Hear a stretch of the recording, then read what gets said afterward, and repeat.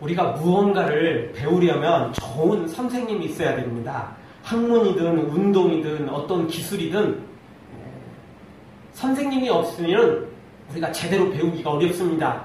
뭐 독학을 할 수도 있겠죠. 혼자 배울 수도 있겠죠. 그러나 시간도 많이 걸리고 실패도 많고 또 성공할 확률도 극히 낮습니다. 그러나 좋은 선생님이 있다면 배우는 것도 쉽게 배우고 더 깊이, 더 넓게 배울 수 있겠죠. 그래서 우리에게는 좋은 선생님이 필요한 것입니다.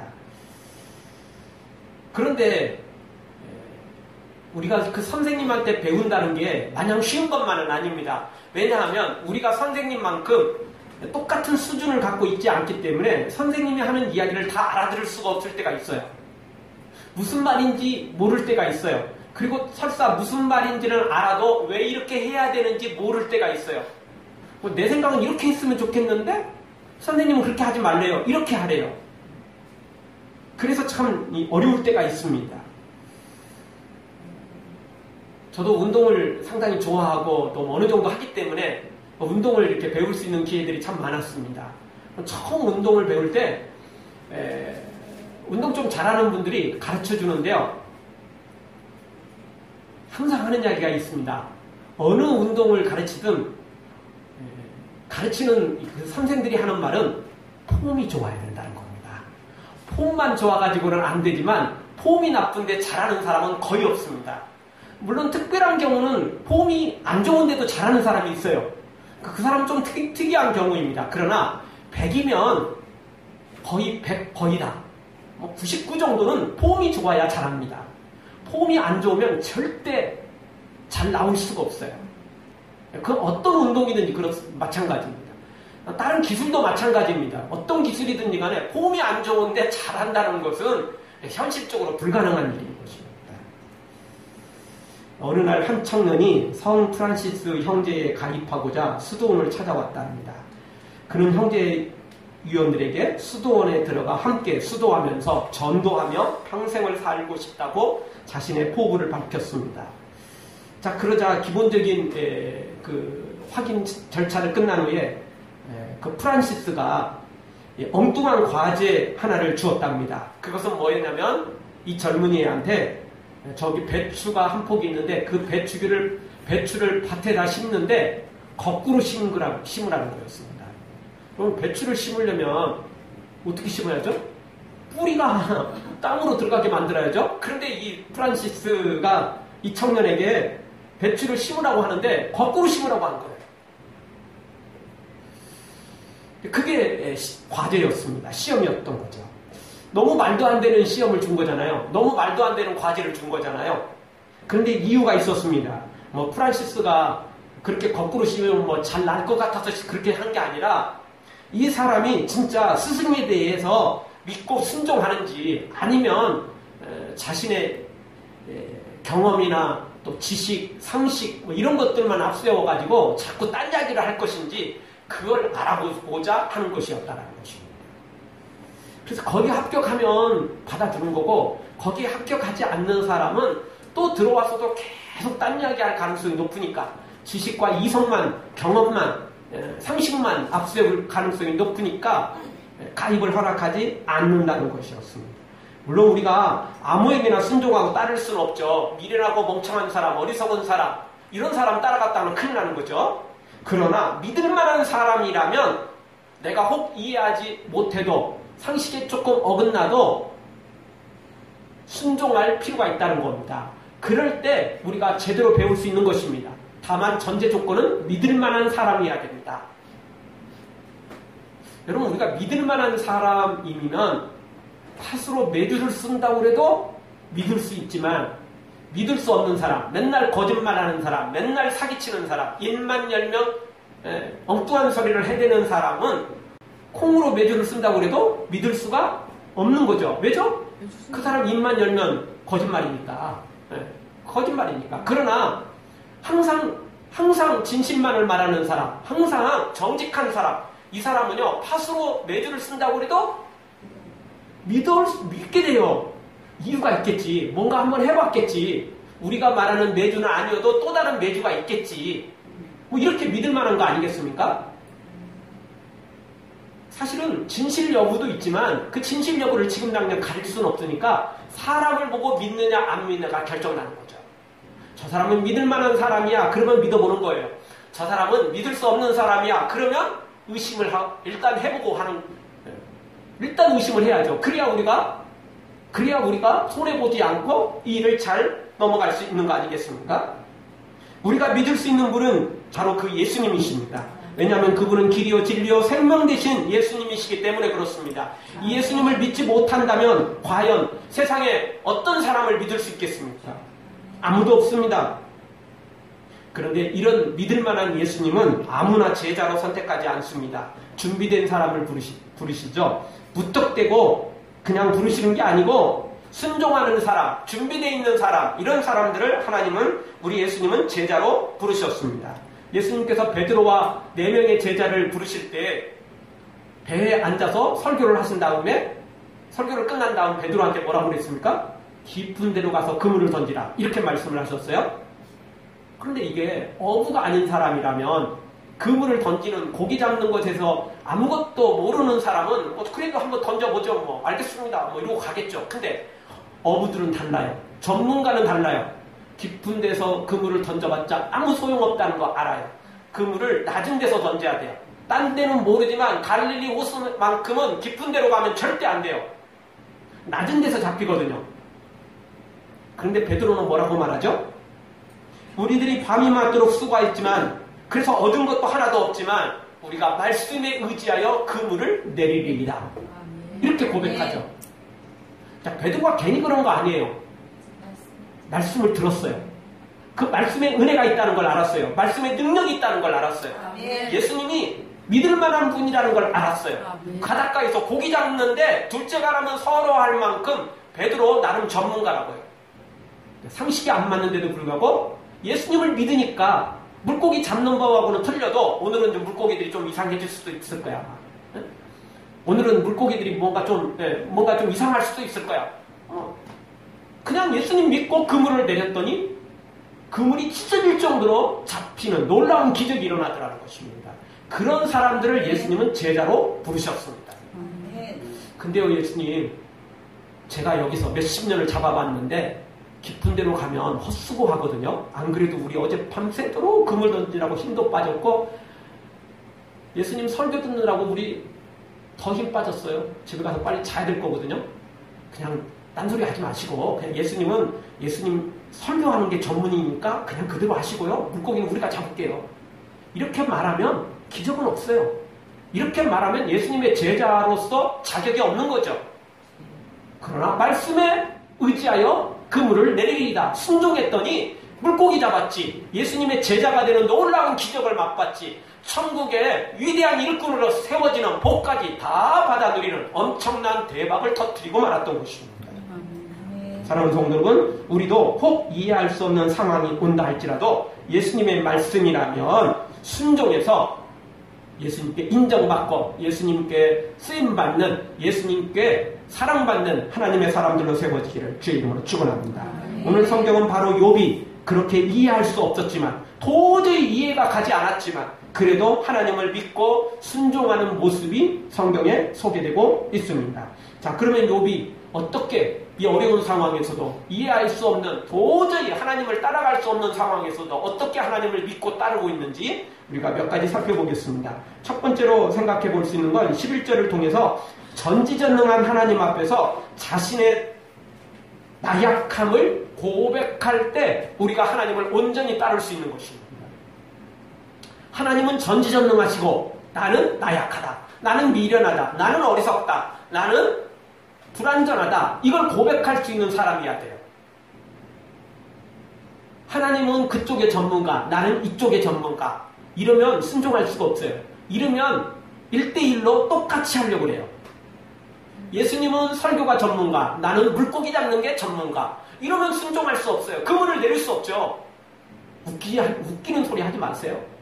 이렇게 되는 거 아니겠어요? 당신이 나보다 더 알아요? 이렇게 되겠죠. 절대 순종이 불가능한 것입니다. 욥도 마찬가지예요. 한때 부자였어요. 욥이 한때 최고의 명성을 가지고 있었어요.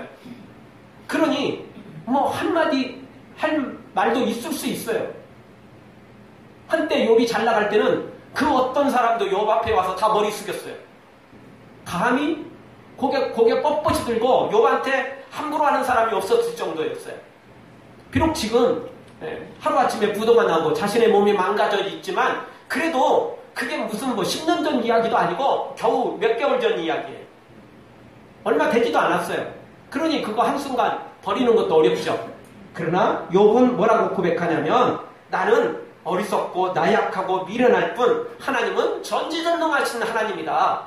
이렇게 지금 고백하고 있는 것을 보게 됩니다. 여러분 하나님 앞에서 큰 소리 치는 것은 아는 체 하는 것은 번데기 앞에서 주름 잡는 격인 겁니다. 하룻밤 범 무서운 줄 모르고 달려드는 격인 것입니다.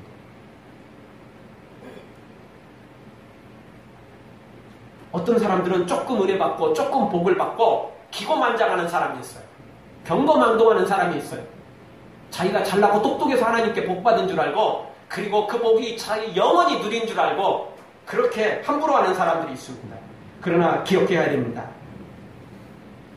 우리가 잘나서 똑똑해서 은혜 받은 게 아니고 복 받은 게 아니고 100% 하나님의 은혜였다는 것입니다. 100% 하나님의 사랑 때문이었다는 것입니다. 하나님이 우리를 긍휼히 여기셔서 이렇게 복 주신 거지 내가 잘나고 똑똑한 게 아니라는 것입니다. 욥은 바로 그 부분에서 확실히 알았습니다. 11절을 한번 읽어보겠습니다. 한 목소리로 같이 봅니다. 그가 내 앞으로 지나시나 내가 보지 못하며 그가 내 앞에서 나아가시나 내가 깨닫지 못하느니라. 아멘. 하나님께서 지나가셔도 욥은 볼 수 없으며 하나님께서 내 앞에 나아가도 내가 깨닫지 못한다라고 고백합니다. 그러면 어떻게 볼 수 있고 어떻게 깨닫죠? 하나님이 지나가시면서 나 여기 있다라고 보여주실 때 하나님께서 나 네 앞에 지나간다고 말씀해 주실 때는 알 수 있다는 거예요.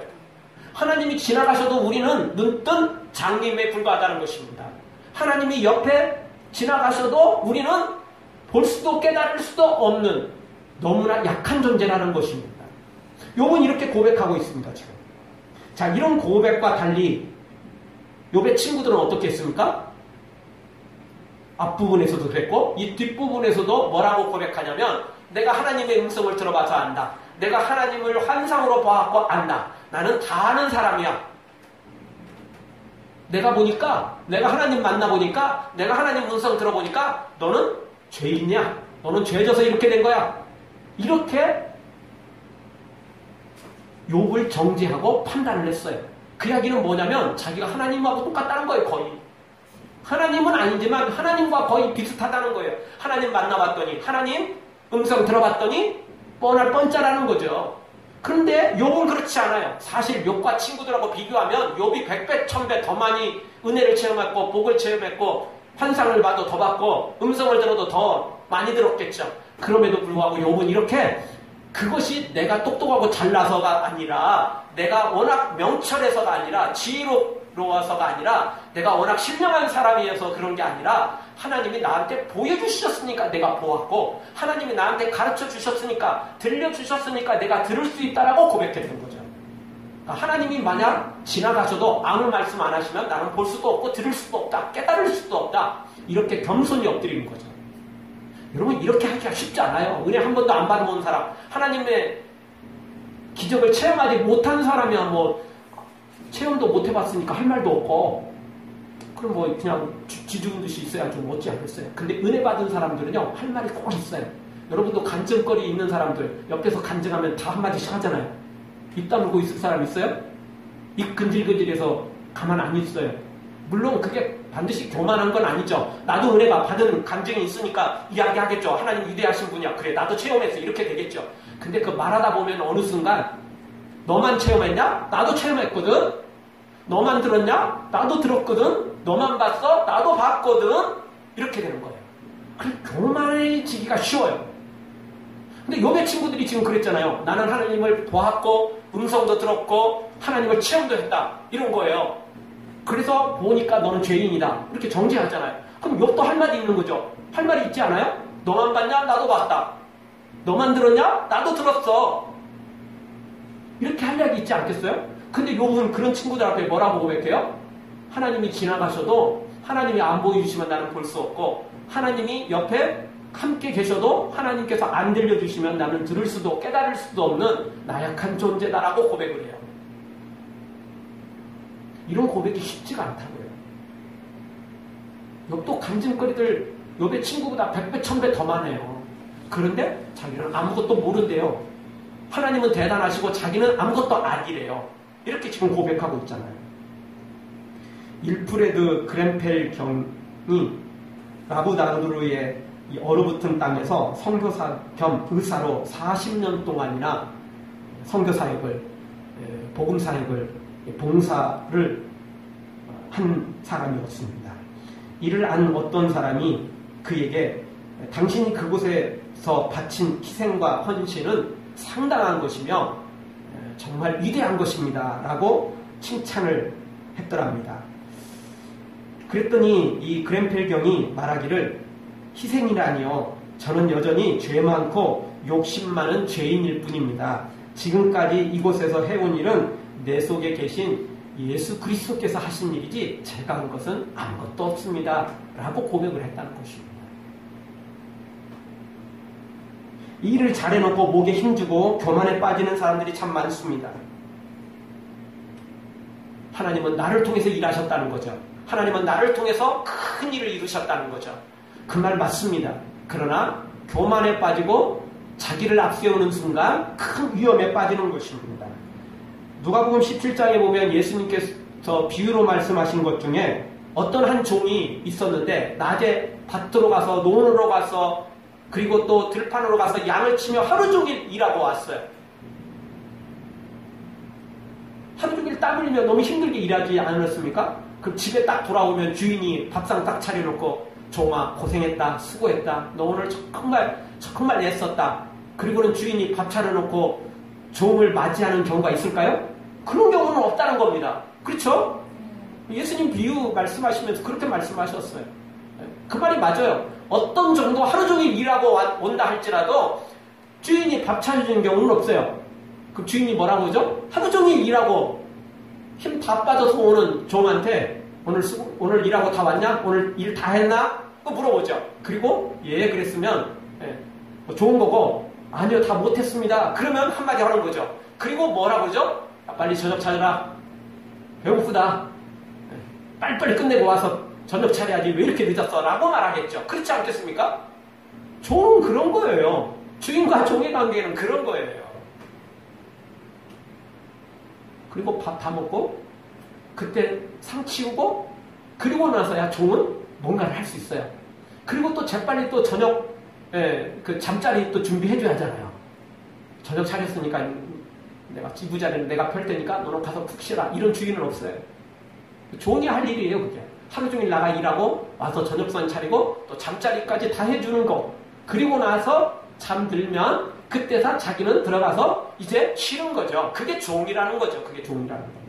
그러면서 예수님께서 10절에서 뭐라고 말씀하시냐면 이와 같이 너희도 명령받은 것을 행한 후에 이르기를 우리는 무익한 종이라 우리의 하여야 할 일을 한 것뿐이라 할지니라.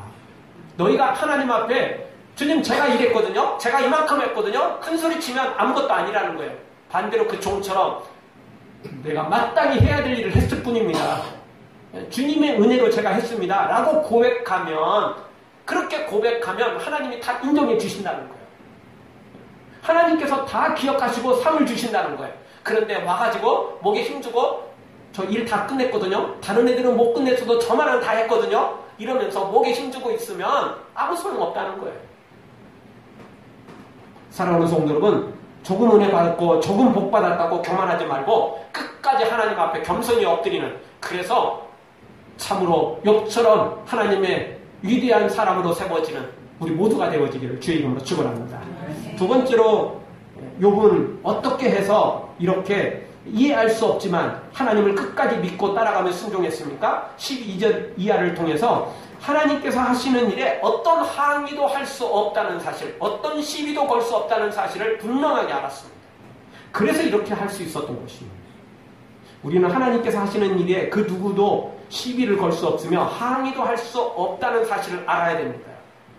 천사조차도 하나님이 하시는 일에 대해서 감히 말 한마디도 못 꺼내는데 우리 인간이, 우리 사람이, 죄 지은 우리 사람이 어떻게 딴 이야기를 꺼낼 수 있겠어요? 그럴 자격 없어요. 그럴 자격 자체도 없어요. 12절을 한번 읽어볼까요? 같이 한 목소리 한번 읽겠습니다. 하나님이 빼앗으시면 누가 막을 수 있으며 무엇을 하시나이까 누가 물을 수 있으랴. 아멘. 심지어 하나님이 빼앗으신다 할지라도 하나님 앞에 막을 수 있거나 또는 왜 이렇게 하십니까? 라고 말하기도 불가능하다는 겁니다. 그럴 자격조차도 없다는 겁니다. 다시 돌아와서 주인과 종이 있다면 종은 주인의 소유입니다. 주인이 뭘 가져달라고 그러든 또 뭘 가져가든 근데 주인님 왜 그러세요? 이렇게 말했다가는 죽을 수도 있는 거예요. 이렇게 말했다가는 죽어도 하소연할 데가 없는 거예요. 아시잖아요. 지금은 뭐 주인과 종이라는 게 없지만 종이 있던 시절에는 그랬다는 겁니다. 종은 물건이었어요. 사람이 아니었어요. 그냥 그 사람의 재물이었어요. 죽어도 그 누구도 시비 걸지 않아요. 관청에서도 아무 말 하지 않아요. 왜? 그 종은 주인 거거든요. 그러니까 주인 마음대로 할 수 있다는 거죠. 지금이야 그런 시절이 아니지만 그 시대는 그랬다는 것입니다. 그런데 하나님과 우리 관계가 바로 그런 관계라는 겁니다. 하나님 앞에 우리가 뭐 대들거나 시비를 걸거나 이럴 만한 조건이 아니에요. 그럴 만한 자격 자체가 안 돼요. 생각해 보십시오. 여러분 집에 누군가가 얹혀 살고 있다고 생각해 보죠. 너무 사정을 하길래 그냥 그래도 조금 아는 사람이고 불쌍히 여겨서 방 한 칸 줬어요. 그랬더니 이 사람이 한다는 이야기가 맨날 공짜로 밥까지 다 얻어먹고 집에 얹혀 살면서 오늘 반찬이 뭐 어쩌다느니 침대가 뭐 어쩌다느니 이제 환절기인데 이부자리가 뭐 여전히 뭐 그냥 그렇다느니 뭐 옷이 뭐 없다느니 뭐 이렇게 말을 한다면 너무 웃기지도 않은 거 아니에요? 여러분 그러면 가만히 있겠어요? 나가라고 하는 거죠. 너 한번 그래 네가 좋은 데로 가서 다른 데 가서 살아라는 거죠. 이것도 좋은 거예요? 너 그동안 먹고 입은 것도 다 내놔. 이런 거 아니겠어요? 보통 사람 같으면. 그럼 내쫓아버리는 거죠. 그렇지 않습니까? 아니 지가 무슨 뭐 월세를 내놓고 뭐 하숙비라도 내놨으면 그러나 그런 소리라 들을만 하는 거지. 뭐 아무것도 없이 와가지고 불쌍히 여기서 방 한 칸 내주고 밥도 먹게 했더니 아니 기껏 한다느니 뭐 반찬 투정하고 있고 뭐 침대가 어떻더니 뭐 옷이 어떻느니 뭐 이불이 어떻느니 뭐 이러고 있으면 그 말도 되냐 가당치도 않는 이야기죠. 그런데 우리가 그렇다는 겁니다. 여러분 우리의 생명은 하나님 것입니다. 우리가 가진 게 아니에요. 이거 하나님이 주셨어요. 그리고 우리가 살고 있는 지구조차도 땅덩어리조차도 뭐 내 이름으로 뭐가 돼 있다고요? 부동산 내 이름으로 돼 있다고요? 그렇다고 내 것 되는 거 아니에요. 그거 원래 이 모든 것이 하나님 것이에요. 공기도 물도 모든 것도 다 하나님 것입니다. 하나님 거 공짜로 우리가 받아 쓰고 있어요. 그런데 감사와 찬양은 드리는커녕 뭐 이러쿵저러쿵 하고 있으면 하나님이 진짜 사랑의 하나님이라 그나마 이렇게 지금 살아가는 거지. 제가 하나님이거나 여러분이 하나님이었다면 사람들 다 죽었을 거예요. 다 쫓겨났을 거예요. 그거 받아주고 있을 사람 아무리 좋은 사람도 받아줄 사람은 없을 겁니다. 백망도 육은 쓰지. 감사와 찬양하기는커녕 도리어 범죄해놓고도 악을 행해놓고도 그리고 또 이 복을 누려놓고도 여전히 그렇게 한다면 어떤 사람이 가만 놔두겠습니까? 절대 그럴 수 없는 거죠. 그런데 우리 하나님은 우리에게 그만큼 참아주시고 계셨다는 것입니다. 욥은 이렇게 말합니다. 15절에서 감히 내가 의로울지라도 감히 대답할 자격이 없다라고 고백합니다. 설사 내가 의롭다 할지라도 대답할 자격이 없는데 우리 사람은 의로운 사람이 있습니까? 로마서 말씀 그대로 의인은 없나니 하나도 없어요. 약간의 의인은 있죠. 몇 번의 의인은 있죠. 그러나 완벽한 의인은 없다고요. 그러니까 하나님 앞에 그 누구도 말할 수 있는 자격은 아무도 없다고요. 따라서 우리는 잘 알아야 됩니다. 제대로 알아야 됩니다. 하나님은 누구신지 나는 누구인지 말입니다. 내가 어떻게 태어났으며 내가 어떻게 살아가고 있는지 내가 하나님 앞에 평생 의롭게 거룩하게 섬기고 찬양하고 감사해도 다 갚을 수 없는 사랑과 은혜를 받았는데 도리어 원망하며 불평하며 죄를 짓고 악을 행하고 있다면 입이 만개 그 이상을 가지고 있어도 하나님 앞에 할 말이 없다는 겁니다. 말 그대로 유구무원입니다. 입은 많아도 할 말이 없는 게 우리라는 사실입니다. 이걸 알아야 된다. 욥은 지금 그렇게 지금 고백하고 있어요. 그래서 12절에서는 하나님이 빼앗으신다 할지라도 내가 할 말이 없다는 겁니다. 설사 내가 의로운 존재라도 아무 할 이야기도 없다는 겁니다. 그래서 하나님의 모든 하시는 일이 이해가 되지 않았지만 그냥 순종하며 가는 거예요. 왜? 나는 원래 약하고 나는 부족하고 나는 자격이 없으니까 하나님 처분대로 하겠습니다. 하나님 처분대로 하겠습니다. 라고 고백하고 있는 거예요. 그동안 살아온 것도 사실 하나님의 은혜니까 그래서 욥기 앞부분에서 고백한 것처럼 주신 자도 하나님이시요 취하신 분도 하나님이니까 나는 그냥 하나님만 믿고 따라가겠습니다. 라고 고백하는 거죠. 물론 욥이 힘들지 않다 그런 이야기는 아닙니다. 욥이 지금 너무 괴롭고 힘들어요. 맞아요. 그 말은 맞아요. 그럼에도 불구하고 욥은 하나님의 모든 것을 인정하고 자신은 죄인이라는 사실을 고백하고 있는 것입니다. 그렇습니다. 오늘 우리가 만입이 있다면 하나님께 불평, 원망, 시비를 걸을 존재가 아니고 하나님께 감사 찬양을 드려도 다 할 수 없는 그런 복과 은혜를 누리고 있다는 사실을 알아야 된다는 겁니다. 내가 더 부자가 되지 못했고 더 성공하지 못한 것을 불평, 원망할 게 아니라 내가 이렇게 생명을 얻은 것만으로도 이 자리에 있는 것만으로도 하나님께 감사 찬양 드려야 되고 천국까지 또 예약해 놨으니까 더더욱 우리는 하나님을 찬양할 그럴 의무가 우리에게 있다는 사실 우리가 알아야만 되는 것입니다.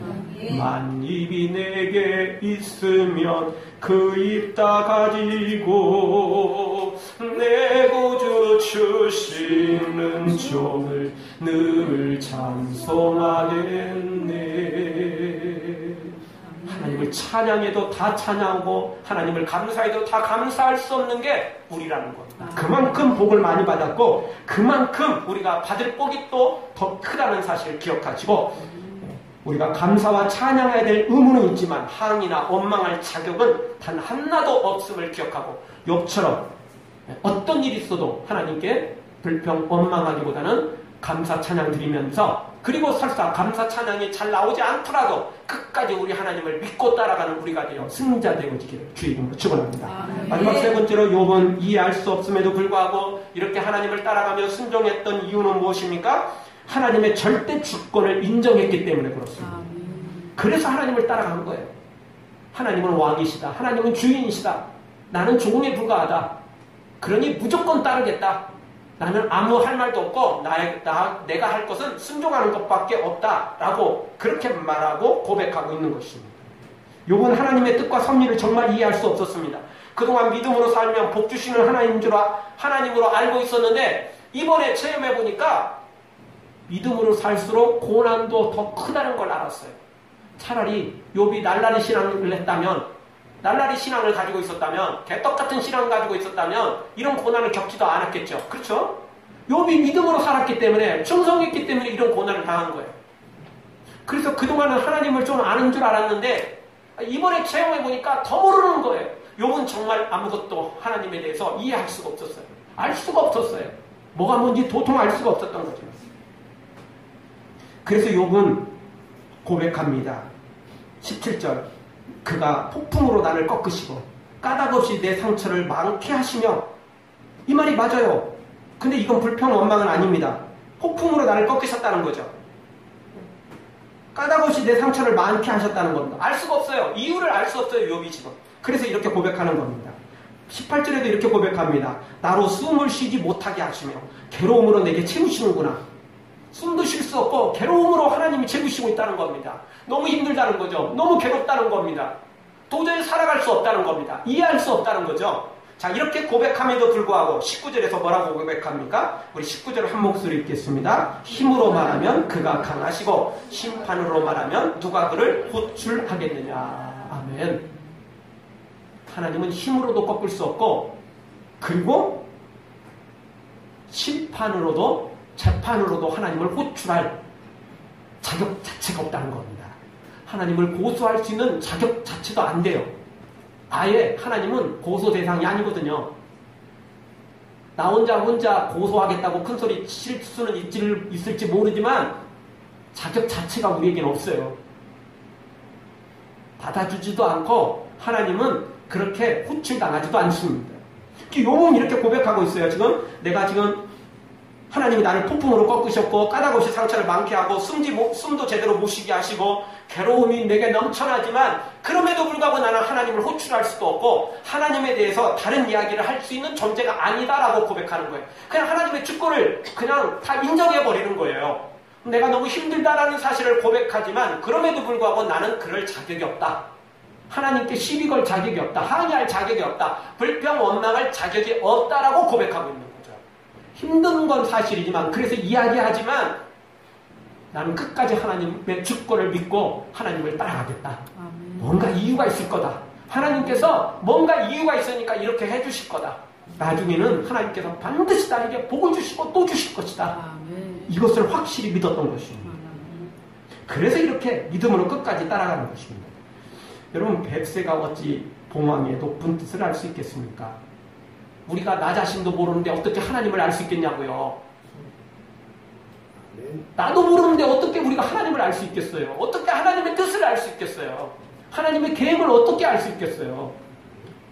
모르면 그냥 따라가는 게 좋아요. 네. 모르는데도 그냥 큰소리 치는 것이야말로 어리석은 것입니다.